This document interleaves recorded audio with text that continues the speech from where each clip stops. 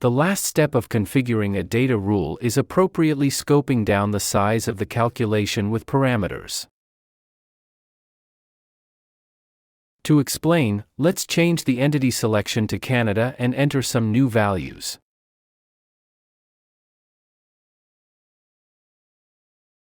When we click Update, our data rule executes and calculates the revenue and COGS values for Canada that we see on the P&L report.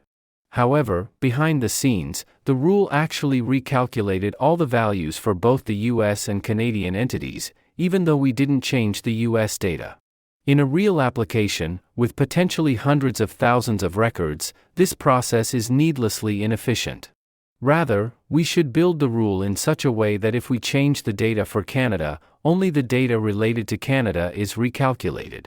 Kepion can do this by reading the current filter selections and then passing those into our data rule. To configure this, let's begin by opening up our action rule. On the left-hand side, let's select the settings, and click the plus icon to add a new parameter. We'll continue to use the entity filter as an example, so let's name the parameter entity ID, and then select the relevant hierarchy. The member picker here allows us to simulate how the parameter will scope our data when this member is picked up in the filter selection. Note that this is just for debugging purposes and doesn't affect the functionality of the parameter in any way. Let's use Canada as our selection to test the parameter. Now let's navigate back to the Definition tab, expand our data sources, and select the Assumption Write-Back partition. Currently, our rule is bringing in every value in the partition. Let's limit this in the Scope tab. Under Entity, choose Parameter, and then select Entity ID.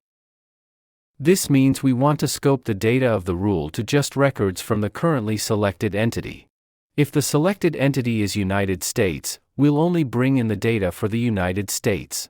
As we chose Canada as the test member for our parameter, we can see that only Canadian values are flowing through in the Preview tab.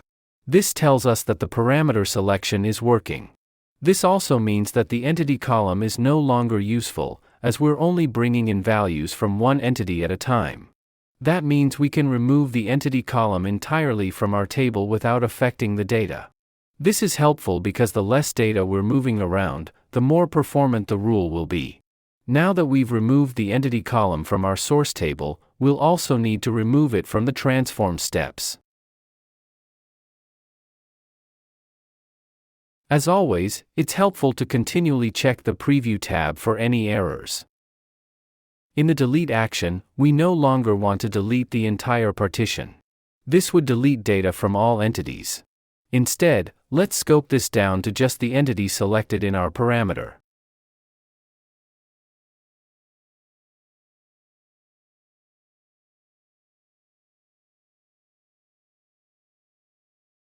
For the insert statement, again let's map everything to the entity parameter. Let's save all the changes.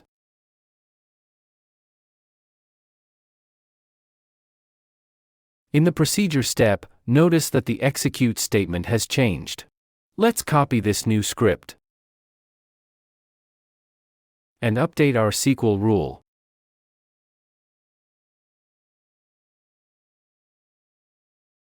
Now when we execute the script, all we need to do is tell the rule which entity to update.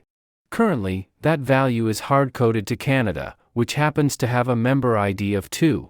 What we want instead is to read which entity is selected in the filter, and then use that member ID. To handle this process, Kepion provides a parameter we can reference called filter scope. Filter scope is a table we can read from that contains each of the filters in the form and their current selections. The SQL query we need here is select top 1 member ID from. Add filter scope, and then we need to provide the dimension and hierarchy we're trying to reference. In this case, it'll be where dimension equals entity and hierarchy equals entity hierarchy. Let's save the application. Back in the dashboard, let's post some data and ensure that the rule is still calculating correctly. Before we conclude this session, let's take a step back and examine the structure of this process on a high level.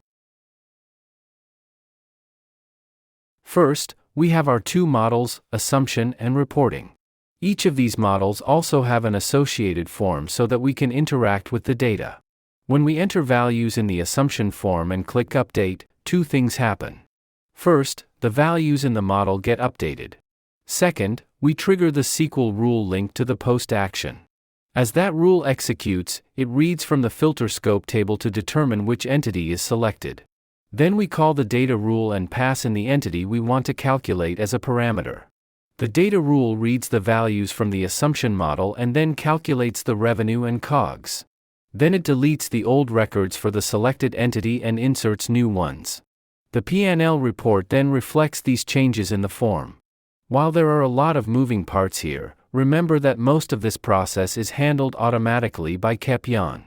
As modelers, we only need to configure three different pieces: the steps of the calculation in the data rule, the script to execute that rule, and the parameters to scope the calculation. In the next session, we'll create the third and final data rule we need to calculate the on-sale discounts.